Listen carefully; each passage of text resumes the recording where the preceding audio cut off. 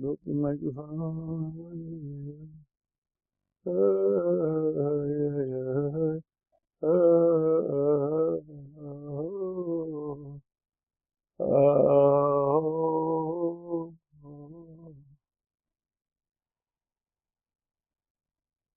Yeah, here, all right.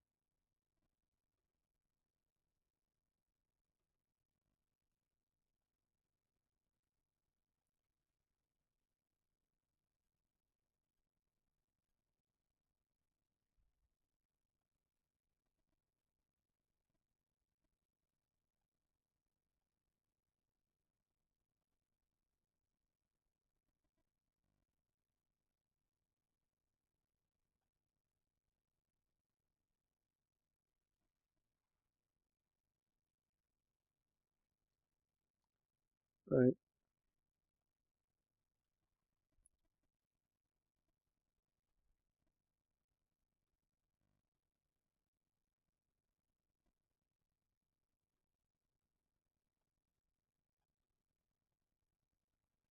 Okay.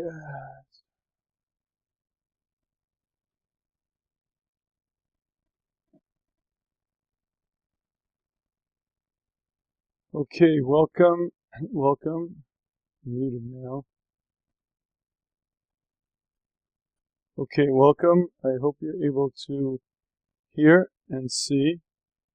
See, it looks like the video is working. That is fine. But if you could let me know, please, if you could hear as well, I would greatly appreciate if you could use the Q&A. Just let me know if we're getting good audio, good video. I greatly appreciate that. Let me know, please. I also have to hope that the Torah, the Torah Anytime live stream is live. We had trouble last week with it, but I think it's live. Yeah, okay. If I could ask someone, please, to type into the Q&A if you're able to hear and if you're able to, well, if you're not typing in, I guess you're not hearing and you're not seeing, but, right. Anybody? No? Okay. Yes, you can hear. Okay, good. Good. Okay, good. Okay, so welcome. In a few minutes, we're going to start. First of all, before we start, I want to mention the Shmuz.com. We have our major fundraiser right now. It's a $100,000 raffle. But in addition to the grand prize, no matter what, whether you win it or not, there are many Shmuz gifts that we're giving away as part of the fundraiser. We have a Shmuz mug.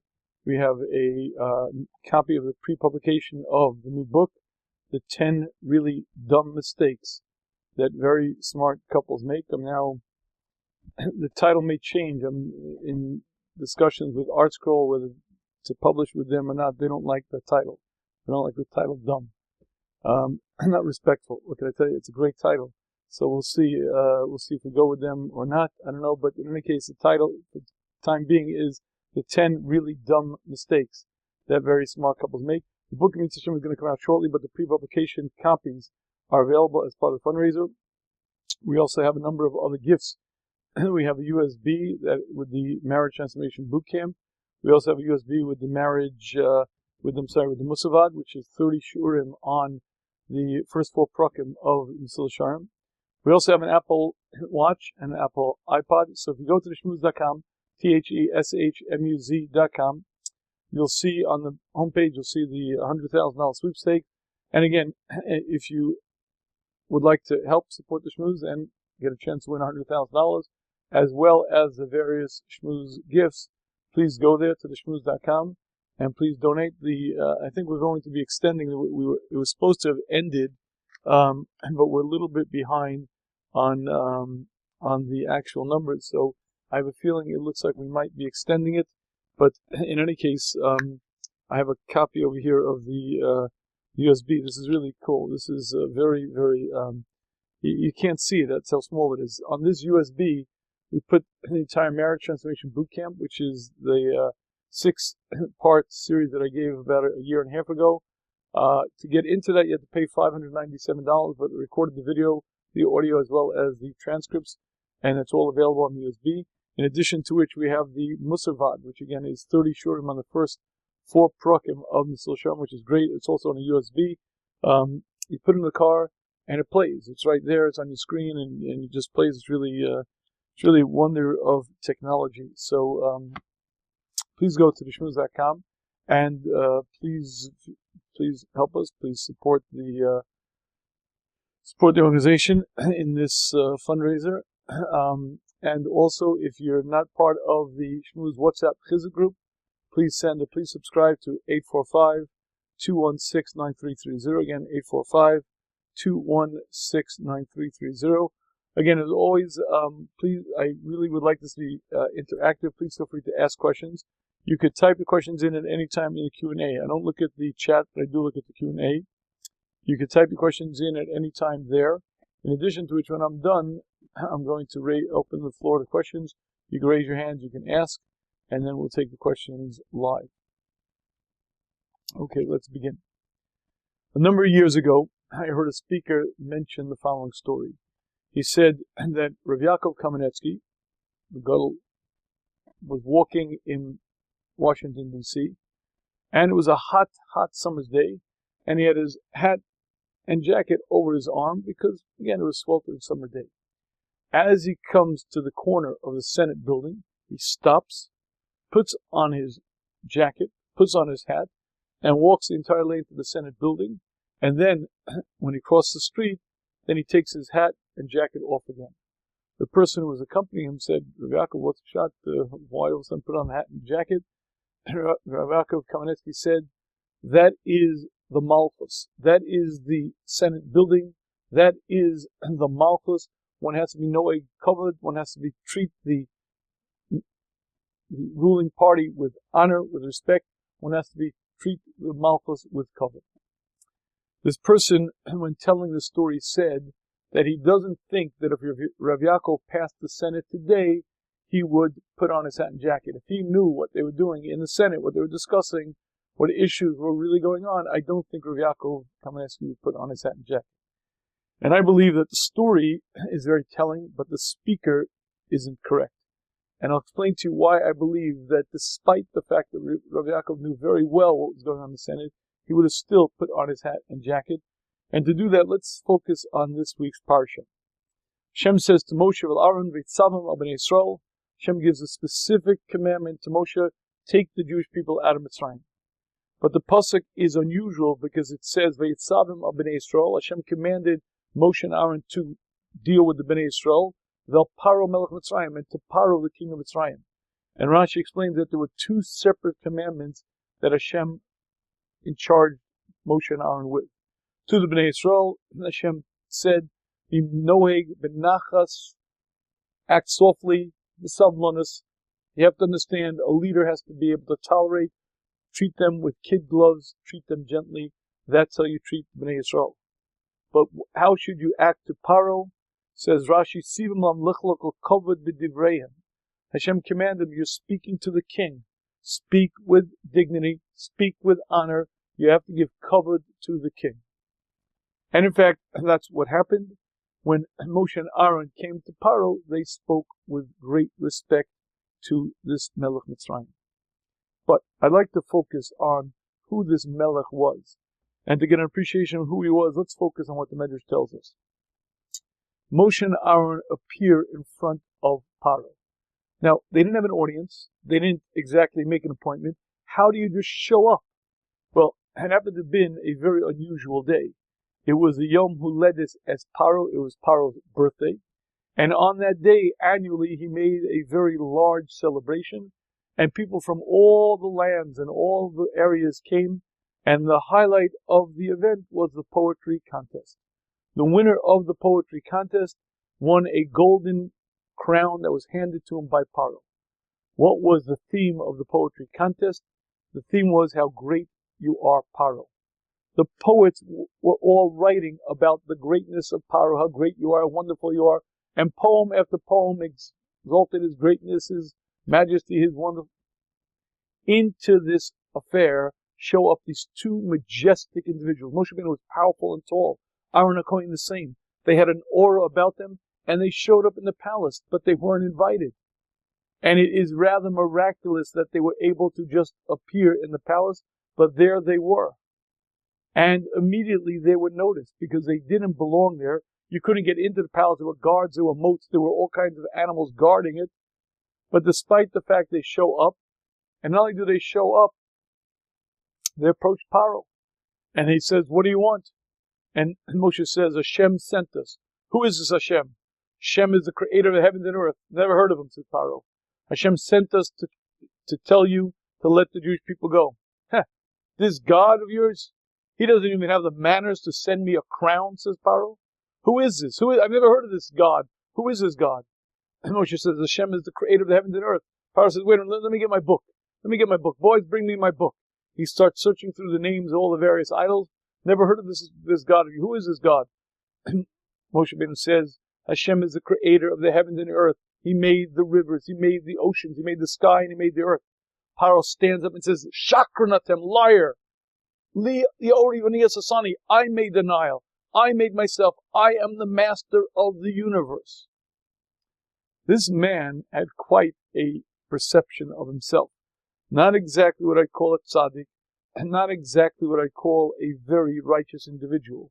Yet, when Moshe and Aron said to him the warning was, let the Jewish people go, pen yifke'enu, lest we be afflicted.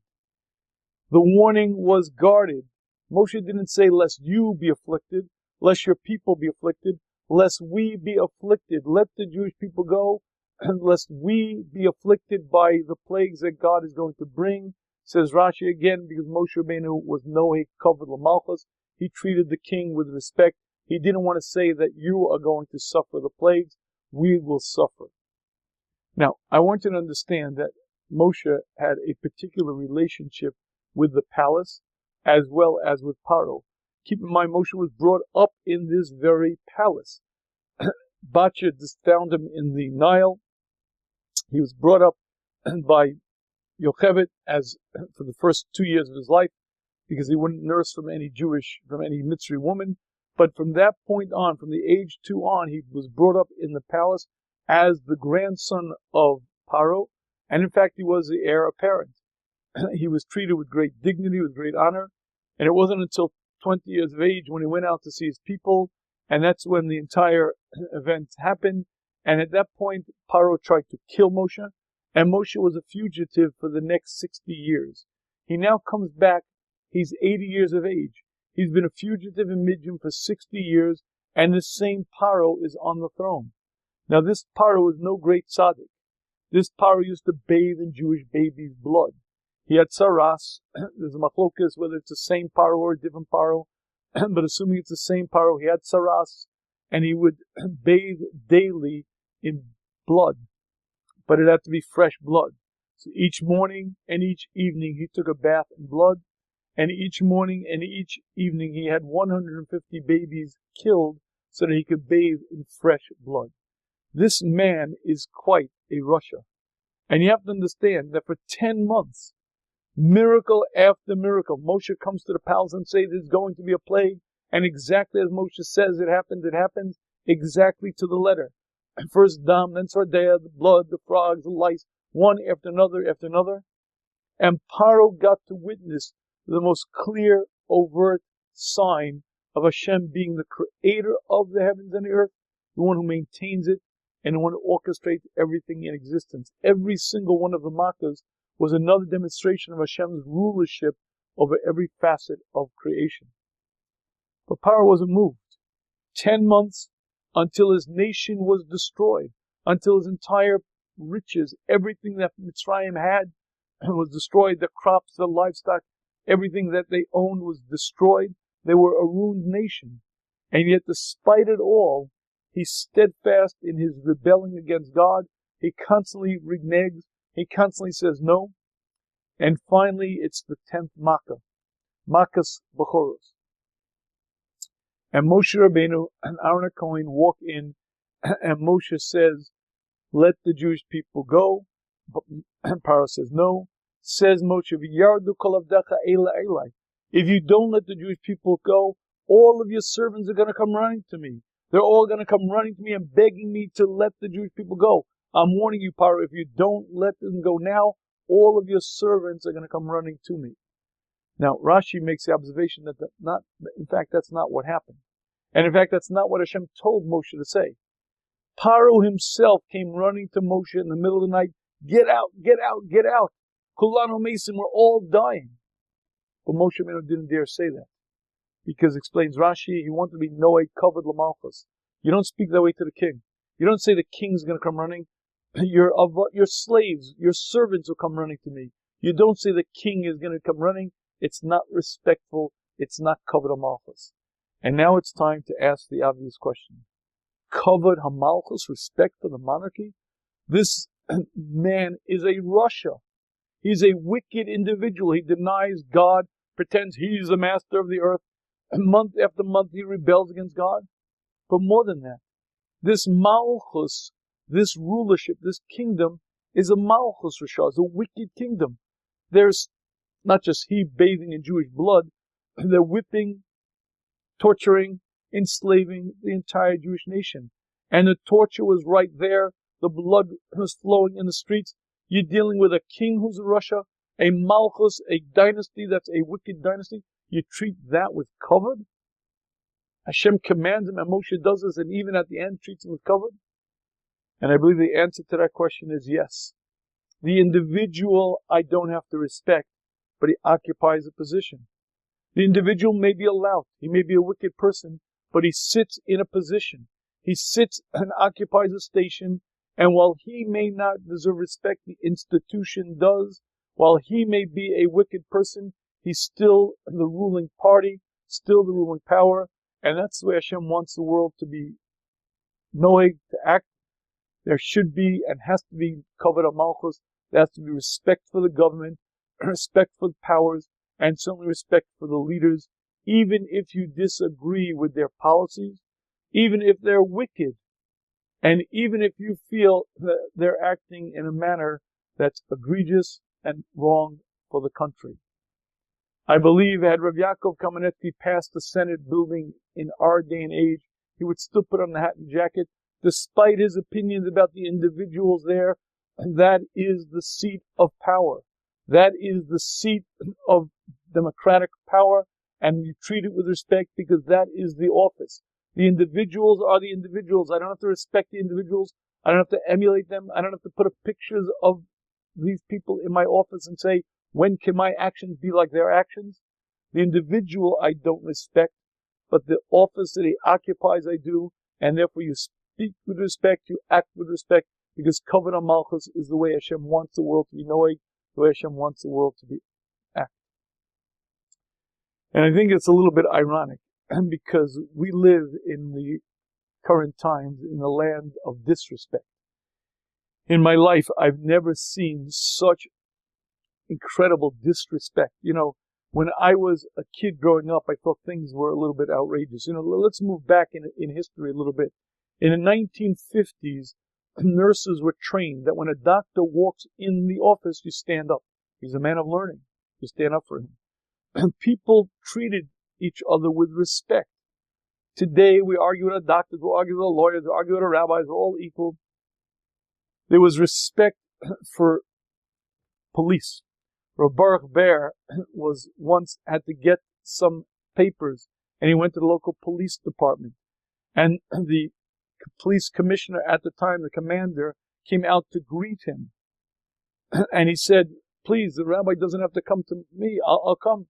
And later that day, the police commander came to Rabbi Shafier. Rabbi Shafier put on his coat to greet because he's the power. Now, I can't tell you the disrespect that we deal with today. I can't even touch on it. But what I do want to spend a moment or two on is the flip side of it. The incredible benefits that we enjoy by living in this country in these times. And I'd like to share with you just an example or two.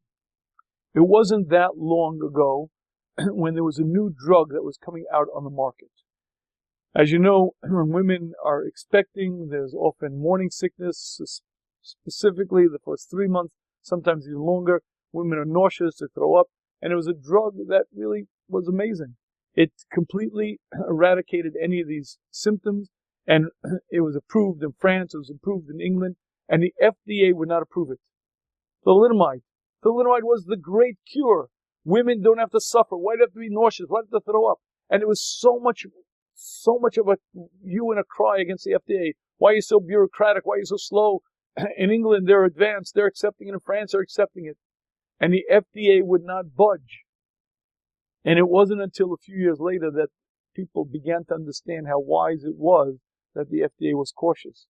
Because children were born from mothers who took thalidomide, and they were born without arms and without legs, just hands attached to the shoulders, feet attached to their hips. And there's still camps today in Europe because thousands of babies were born incredibly deformed. And the FDA, the Federal Drug Administration, would not approve it because it was not yet safe. Now, that's an amazing thing to think about.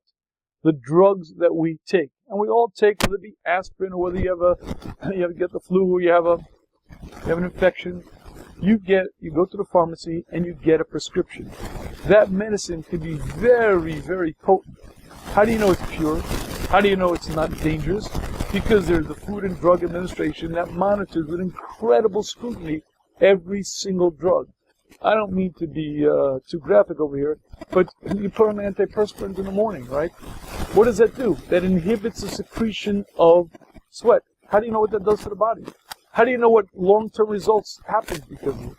Well, don't worry about it because the FDA studies it. You do know that even despite the tremendous advances in medicine and a tremendous amount of government involvement in making sure that people are safe, there's still approximately 100,000 wrongful deaths a year in this country.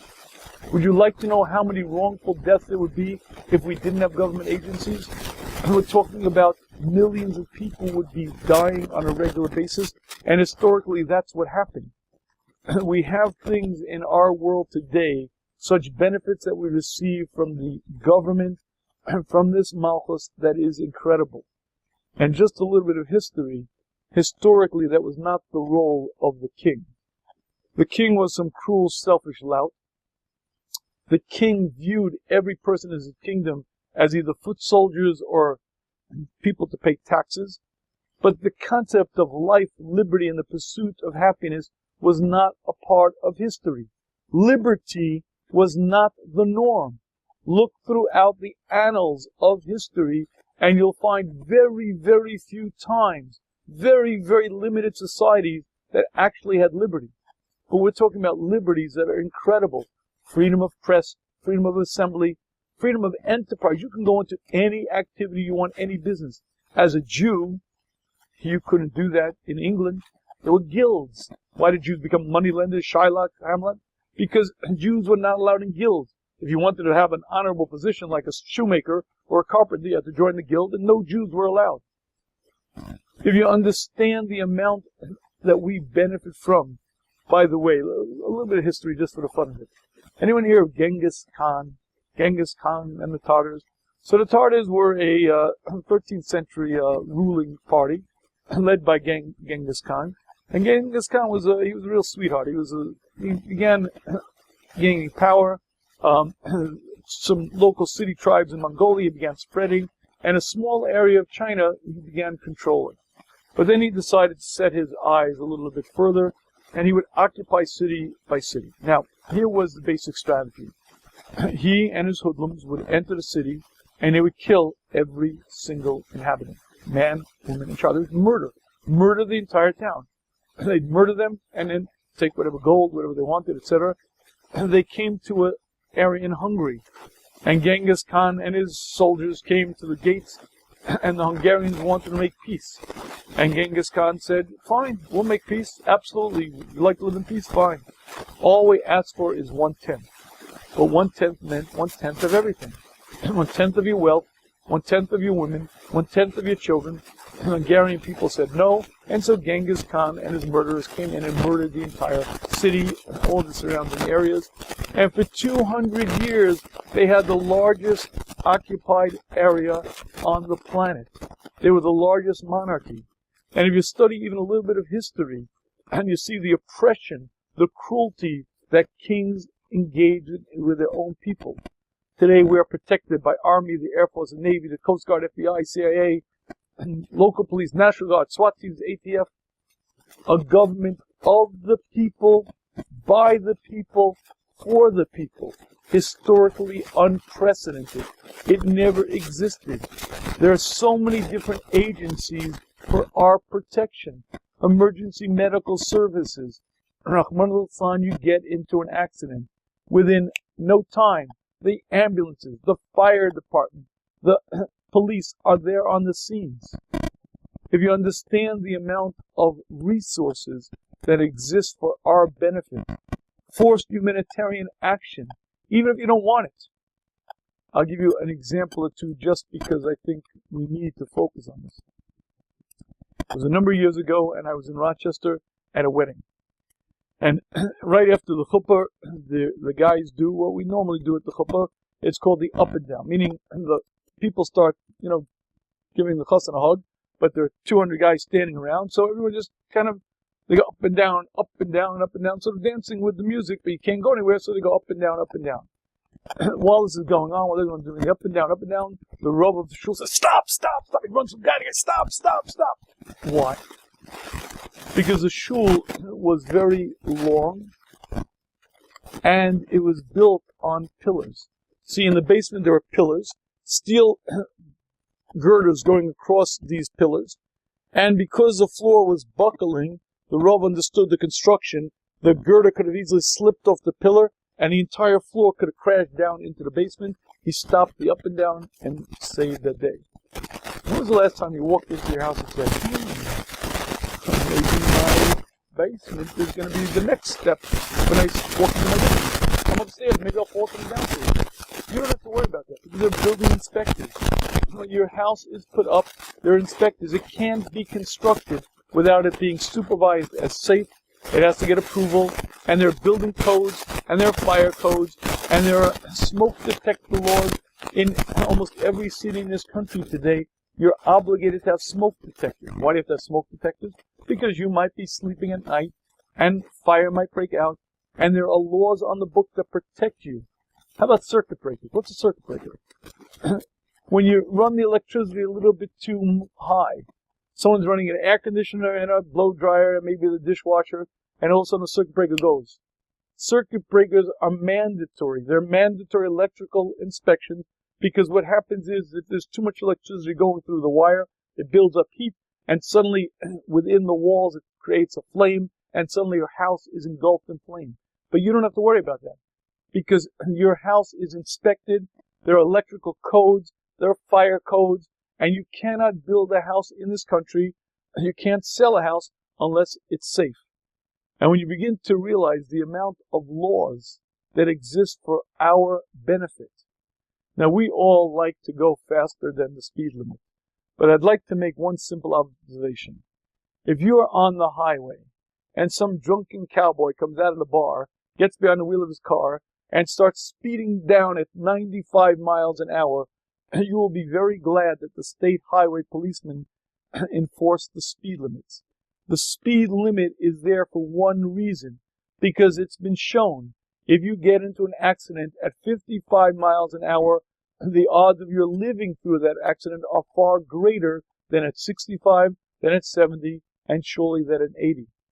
And that's a law on the books that's enforced for one reason, because there's a government of the people, by the people, for the people, laws that are created for one purpose, for your benefit. Not for the benefit of the king, not to make somebody rich, but to benefit the people. And when you understand we're living in a country, we're living in a society where the very fabric of the government exists to service the people, you have to understand historically it's unprecedented. It never was that way.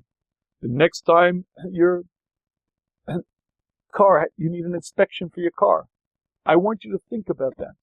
When was the last time you were driving on a slick highway at night and you hit the brakes and suddenly the brakes went out, no brakes, ah! Well, it didn't happen to you. You know why? Because you can't drive a car in this country. I believe in every state, certainly in New York State, but I believe it's most states, you cannot drive a car without an annual safety inspection. That means you have to take it to a service station and they check the brakes, they check the various features in the car to make sure that it's safe. You cannot even commit suicide in this country. And when you recognize the incredible benefits that we have, and you recognize what this government stands for, you really have to sit back and say, this is astonishing. And I want to share with you some words, which unfortunately, and I say that with real meaning, unfortunately, these words we rarely say. But listen please to these words. I pledge allegiance to the flag of the United States of America and to the republic for which it stands, one nation, under God, indivisible, with liberty and justice for all. Find me a society in history, under God, with liberty and justice for all. Find me a time in mankind's history when that existed. Maybe Malchus based David, maybe Shlomo HaMelech. But if you look through the annals of history, you'll find it's very rare and very uncommon. And especially, you'll excuse me for saying it, we as Jews. You know, a little bit of Jewish history, we've not had it so good the past 2,000 years. Kind of like we've lived through crusades, Spanish Inquisition, blood libel, pogroms, persecution, mass murders, gassings. If there were ever a diabolical means of killing another man, no, it was used in full measure on the Jews. If there's ever a manner of torturing another man, no, it was used in full measure on the Jews. They were gassed, shot, hung, stabbed. Find me a way to kill a person, it was used in full measure on us. And yet in this country, that's not what happens. If you don't give me a job because I'm wearing a yarmulke, I will sue you. If you fire me because I don't work on Saturday, I have every right to take you to court. You ever hear something like that? You ever hear this kind of idea? And more than that, every once in a while you hear about like anti-Semitism. You know, there's an event. Once we had in Muncie a terrible situation. A deranged fellow went into a shul and began stabbing. Immediately, the police, the fire department, the ambulances, we were on the street, my wife and I were driving, and we counted 19 police cars that passed by us. 19. Now, my father had a cousin who grew up in Poland, and my father, his cousin, told him what would happen. On a daily basis, as they walked to school and as kids, the goyim, local Polacks, would beat them up. There'd be fights. So my father said, so why don't you call the police? What, call the police? The police would beat us up for calling them. The idea of a Jew having rights historically didn't exist. So let's step a moment away from that. You know, excuse me again for being a little bit graphic, but when you take the child to the bathroom, you teach the child to say bye-bye and you flush the toilet. You ever wonder where that goes? Now that's not a little question, because we live in a time when we take things so for granted that we forget what exactly it is that we benefit from. And when you flush the toilet, that goes bye-bye. It goes away. Where does it go? Where does it go? So I'll share with you where it goes. In New York City, there are 465,000 manhole covers. You know those round things that weigh 105 pounds that can never fall in because they're round? 465,000 of them. Why? Because there's a huge underground complex of tunnels and pipes carrying everything from steam to electricity to telephone cables to water to sewage to storm runoffs. There's an underground world there that carries away that sewage, that carries it far away, where it's brought to a treatment center. In that treatment center, it's chemically treated, it's detoxified, it goes through various processes, and it goes away. So here's one more observation. When you turn on the sink, in the faucet, you get nice, clean, running water. Avram Avinu didn't have it. Avram Avinu had to dig wells, and sometimes the police didn't build those wells, and he had to dig other wells. We don't do that. We turn on a faucet. Where does that water come from? So I'll share with you one interesting fact. New York City recently completed City Tunnel number 3. City Tunnel number 3 is 600 feet under the busy streets of New York City. It's a 60-mile long tunnel, and it brings 1.3 billion gallons of water a day into New York City. And much of that water comes from the Catskills, about 100 miles away from one of the main reservoirs. But that particular tunnel is only 60 miles long, but it brings in 1.3 billion gallons a day. It's one of 3 tunnels that bring the water in. Now, have you ever noticed that New York City water tastes kind of peculiar? I only drink Poland Spring. I wouldn't drink water from the tap. Well, I'd like to share with you something very interesting. And the water that you drink from the tap, you may like the taste, you may not like the taste, but I guarantee that it's safe.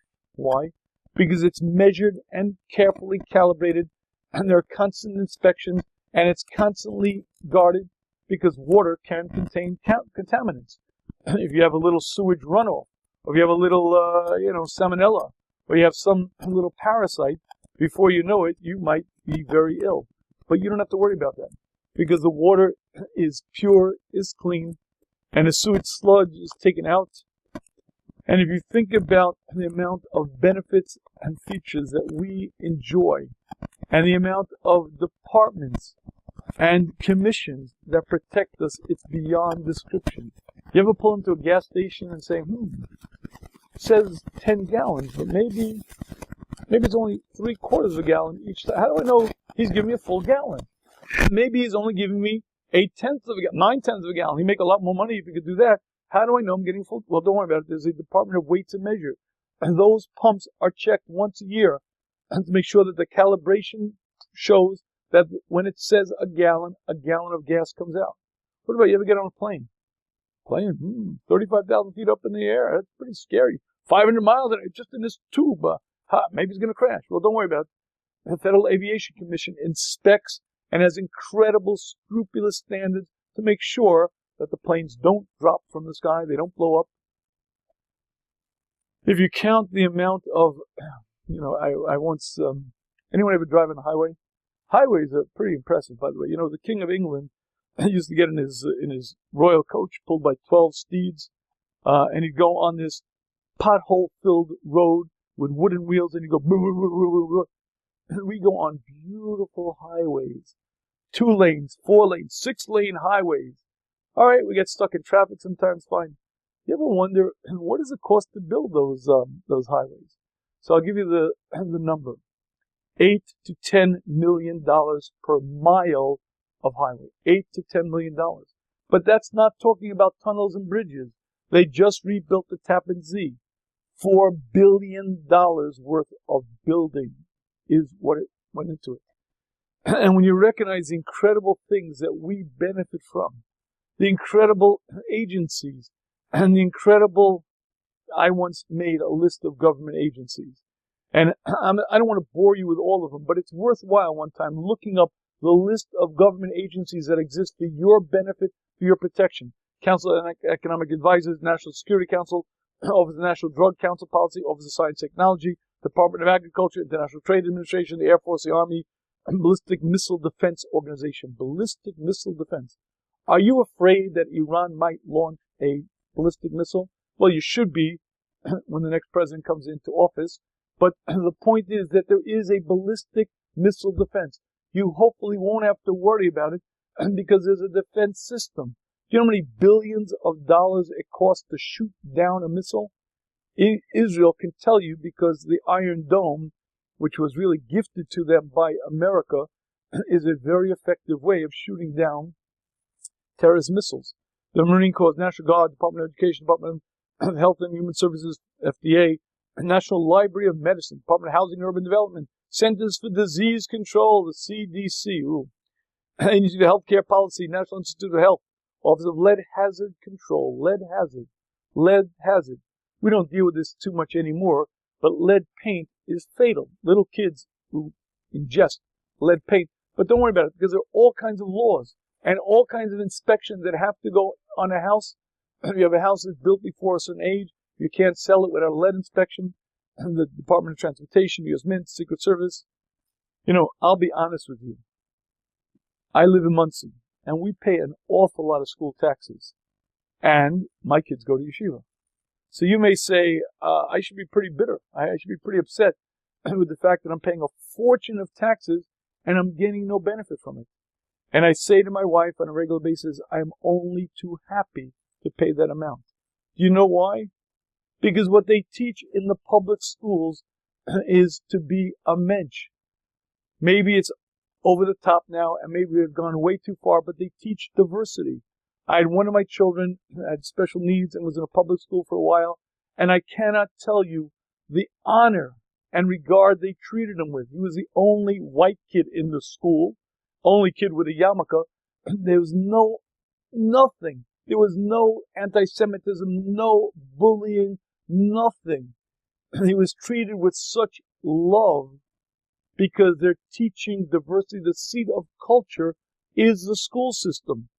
And what they're teaching is inclusion, diversity. Again, it could be that it's well over the top, and it could be they've gone well too far. But let's understand, if you don't educate children in that manner, what you have is what you suffered throughout history. And we live in a time, and we live in a country that things are just so incredibly wonderful. I don't even have words to express the benefits that we have. We walk on the streets, we're protected, we're safe, we have every imaginable comfort, and we have opportunity. We can do what we want, when we want, as we want. We have full rights. And I think a person has to, every once in a while, stop and appreciate that. And I believe it is basic and incumbent upon a Jew to be patriotic, to fly a flag on July 4th, to be proud of the fact that I am an American. Yes, I am a Jew first. My allegiance is to my Creator. The Torah is my guide. But right now I'm living in this country. I'm in exile. It's not my home. But they are incredibly generous, incredibly magnanimous. They treat us with such love, compassion. There are so many things they do for us. How could you have any sense other than, wow, look what you are doing for us? My sense of appreciation, my sense of gratitude is unbridled and unprecedented. And now we come to those words that maybe I shouldn't say, and I wouldn't say if it weren't for the fact that they pain me so much. I grew up in an America that's very different than the America of today. I grew up in an America where you're proud to be an American.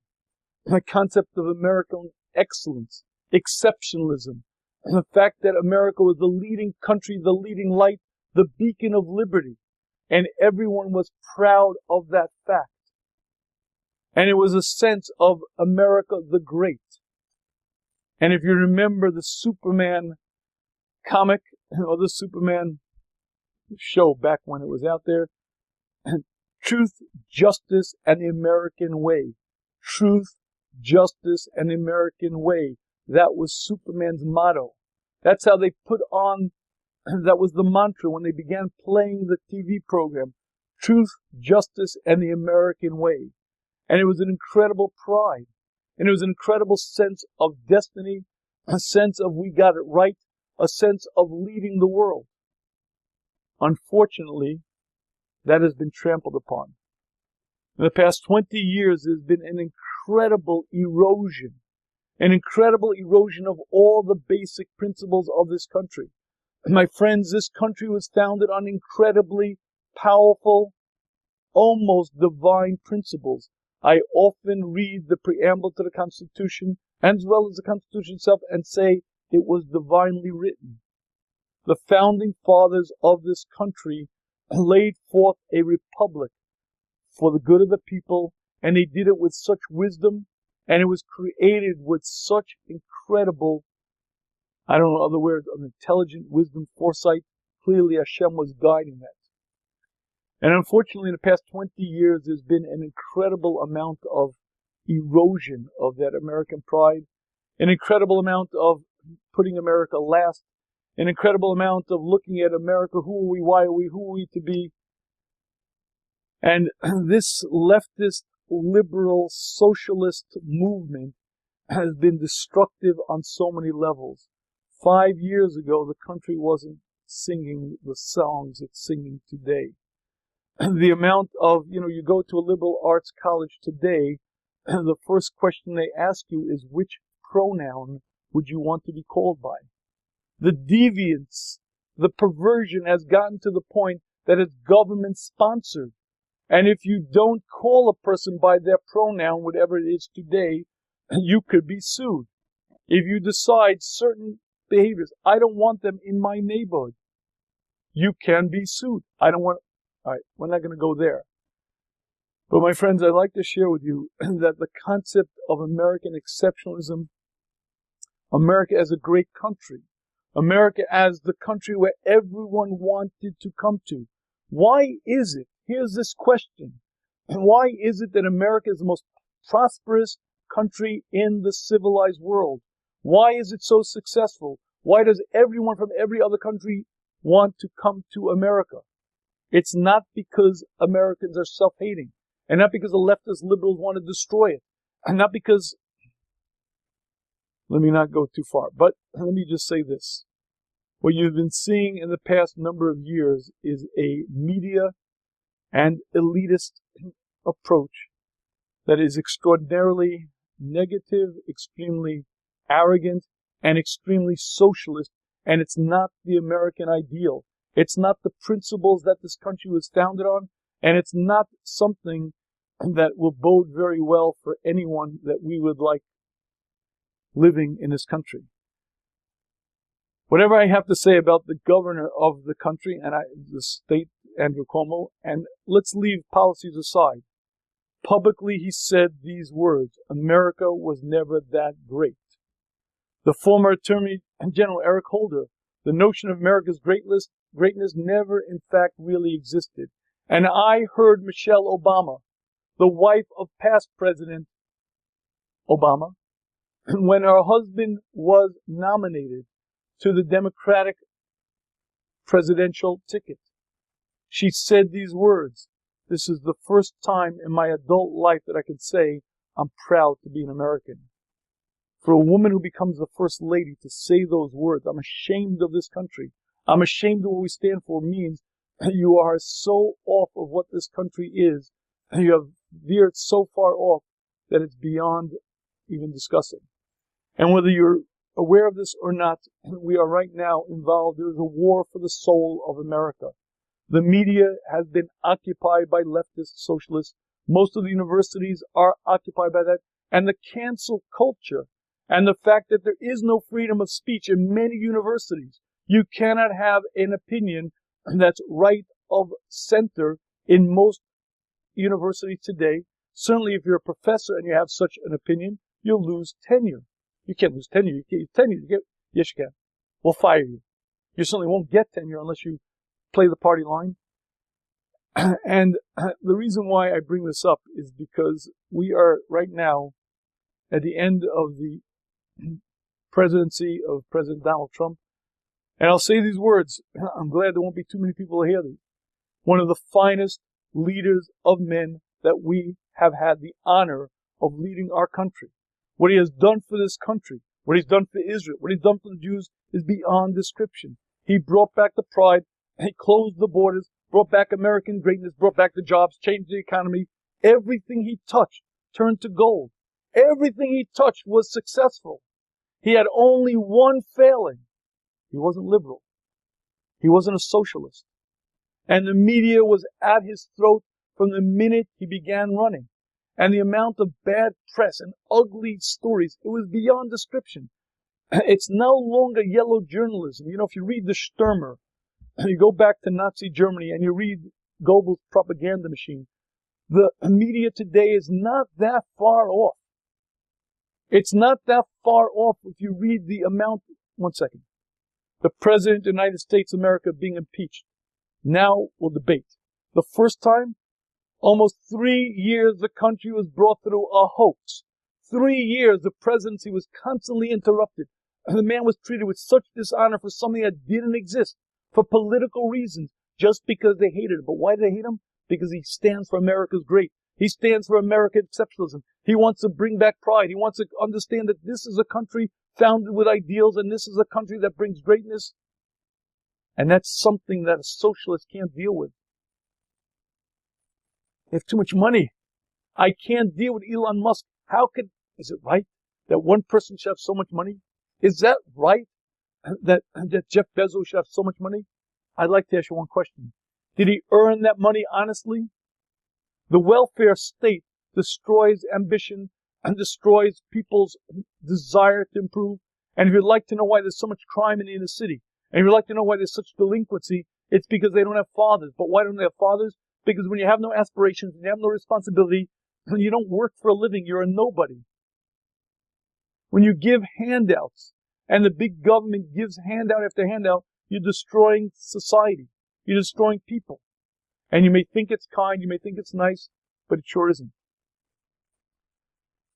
I just want to say this only because it pains me so much to see a man who literally spent 4 years giving to his country.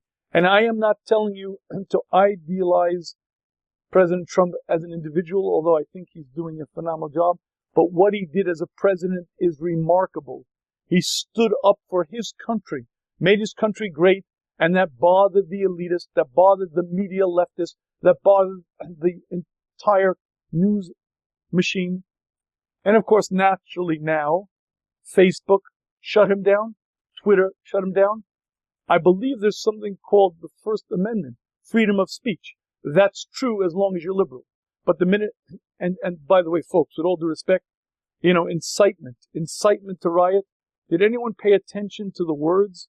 I'm sorry to say this, but did anyone pay attention to the words that the president said that supposedly incited riots? Well, I listened very carefully. In fact, I have them down over here. President Trump on last Wednesday addressed hundreds of thousands of people who felt, as he did, and as I might feel as well, that the election was fraudulently stolen. Now, I don't care that CNN says baseless, baseless, baseless. That's a lie. Don't say it's baseless when you have hundreds of people who were witnesses. They subpoenaed, at least affidavits, they sworn testimony that they viewed corruption. There are countless videos that show inconsistencies. The fact that voters, no Republicans were allowed to watch the voting count. The fact that even when the court said you have to allow them in, they would move the voting section back so they couldn't be viewed. There was such obvious corruption and such obvious fraud. And don't tell me baseless. You can tell me it wasn't proven in court. But don't tell me baseless. But in any case, 74 million people definitely voted for President Trump. And 74 million people at minimum feel their vote was stolen. And a few hundred thousand of them marched on Washington. And President Trump addressed them, and these were the words he said. And we have come to demand that Congress do the right thing and only count the electors who have been lawfully slated. I know that everyone here will soon be marching over to the Capitol building to peacefully and patriotically make your voices heard. Let me read those words again to you. I know that everyone here will soon be marching over to the Capitol building to peacefully and patriotically make your voices heard.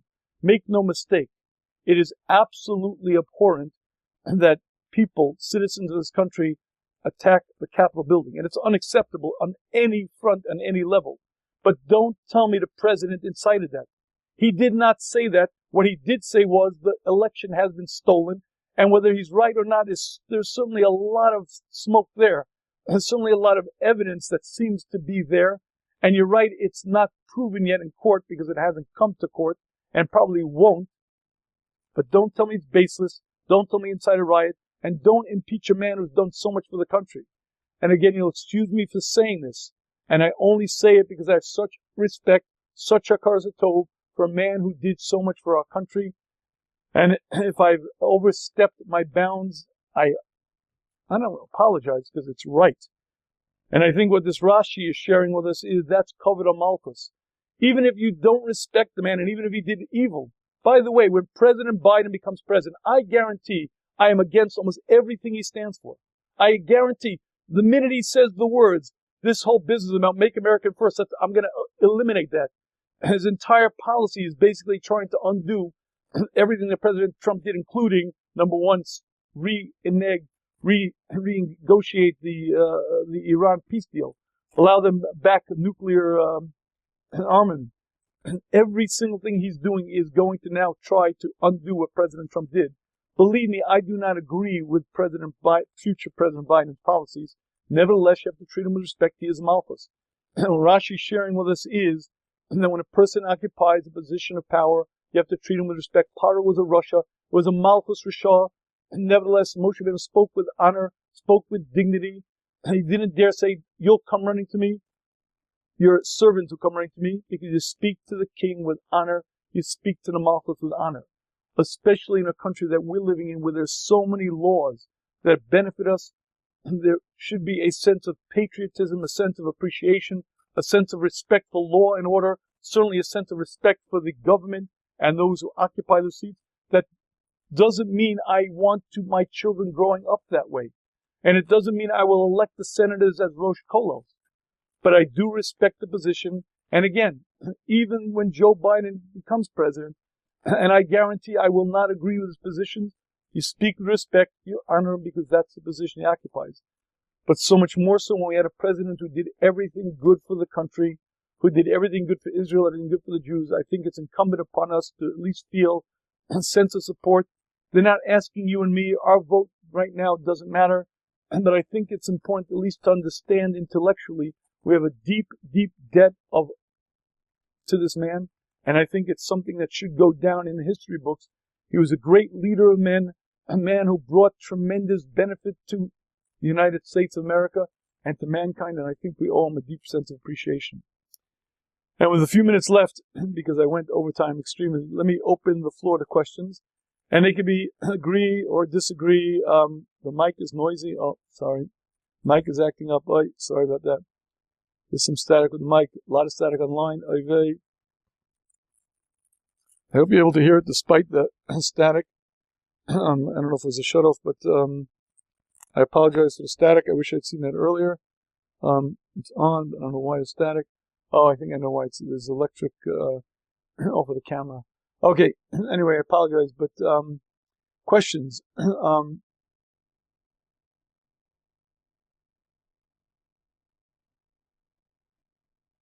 Okay,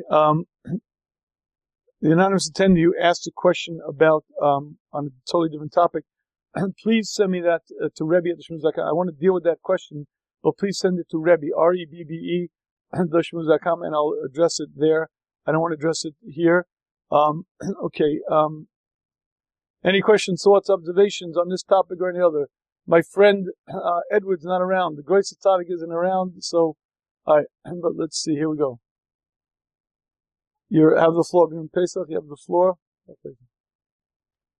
Hello? You have the floor? I'm saying, did I allow you to talk? I think you do have the floor. I hope you have the floor. Hi. I can hear you. Yes, hi. Okay. Yeah, so not to get into a back and forth debate on this, but there are many people who are among the conservative Republicans who also had issues with our dear president. It wasn't just, it's true that the liberal media had their issues they would have with any Republican, but there are a lot of people who would maybe like it if Mike Pence was a president that had major issues with Donald Trump as a president. Okay, let me comment on that. Rabbi Dvidovitz said this when President Trump was running for office. I would not vote for him for Rosh Kolo, but for the dirty, nasty job of president of the United States of America, he's the best man on the floor.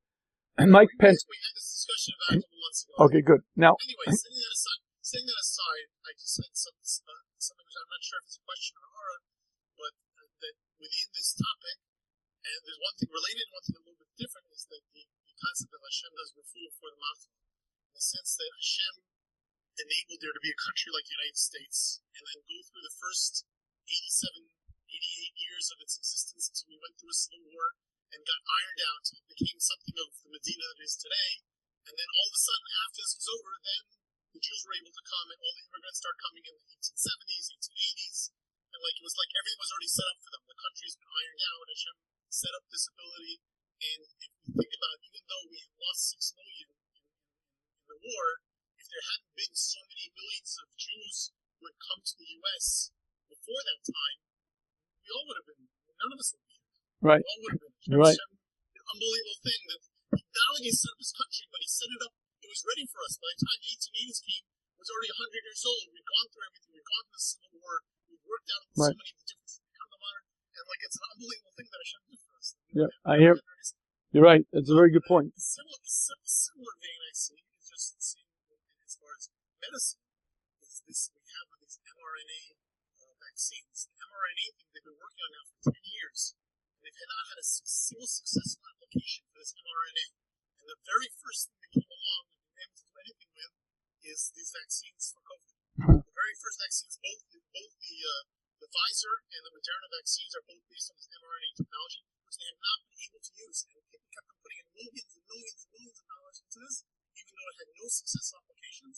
And now they've managed to turn around in less than a year. I don't know if people remember, but when we were in March, when COVID started, people were saying minimum 18 months, the absolute minimum you could turn around a vaccine, and even that was super, super fast. No one would imagine in a million years you could turn around a vaccine in less than a year. Well, one second. How did that happen?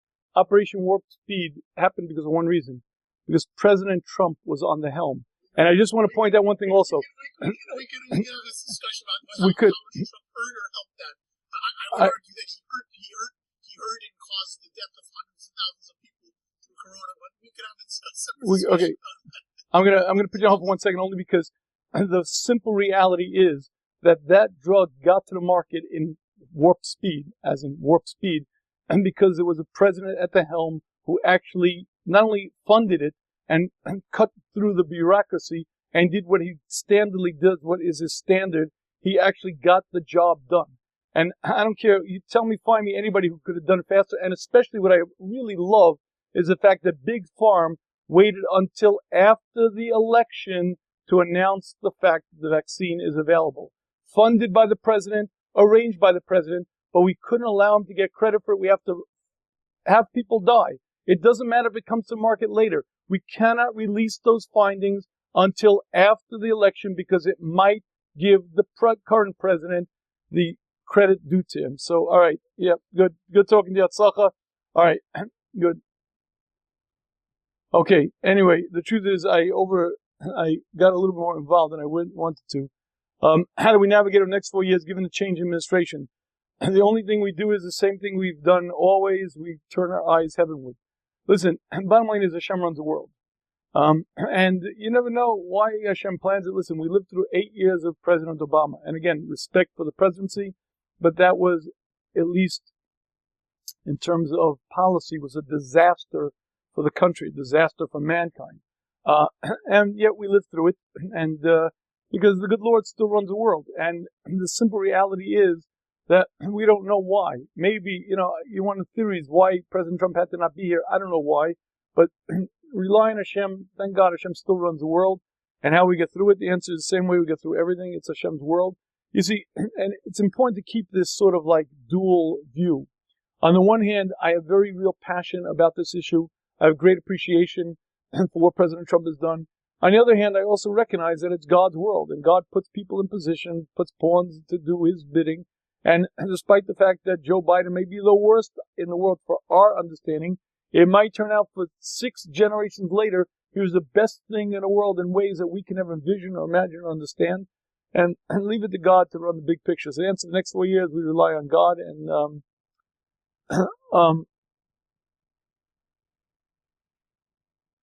right.